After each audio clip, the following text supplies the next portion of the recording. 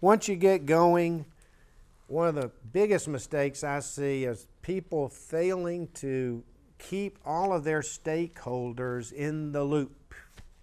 Communicate, communicate, communicate. And in entrepreneuring, there are a lot of stakeholders. There's certainly your customer.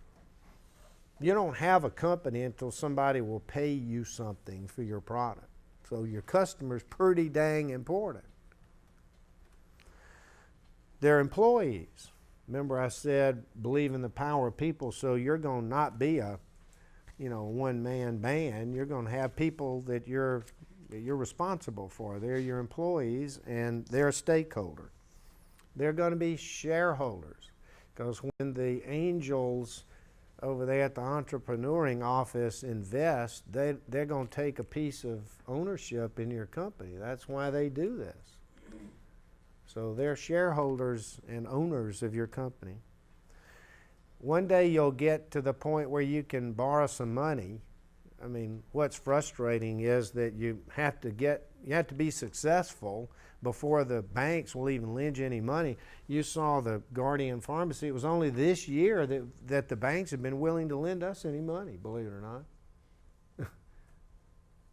So we've been funding the development of our company with pure equity until now, when we really don't need the debt. It's nice to have, a line of credit and handle working capital needs and so forth, but once you get the bank involved, they're a stakeholder. You got to communicate with them. And then you'll have advisors. I highly recommend that you work with top drawer advisor groups. That's your accounting firm, your law firm. You may have some help on the HR side, so forth.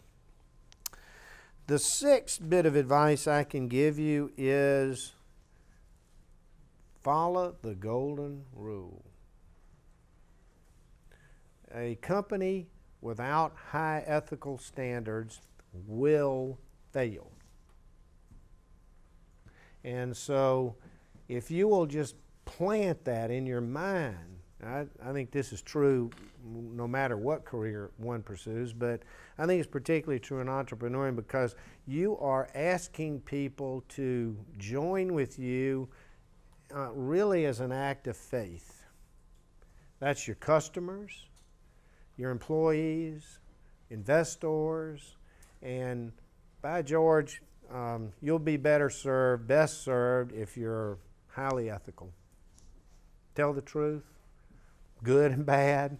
Deal with people the way you would like to be dealt with, and that'll stand you in good stead. And then finally, number 7, I would say that once you've got a company going, you need to have been preparing yourself for a new role. Maybe when you start, you might be the salesperson or the product developer. You might be the accountant. You're probably going to do it all. You'll call the telephone company to get your phone line. You'll go down to Office Depot to buy your envelopes. You're going to be doing everything. And as the company develops and it gets bigger, you become ever more migrating toward being a leader. So I think it might behoove you from day one to be thinking about leadership. I urge you to read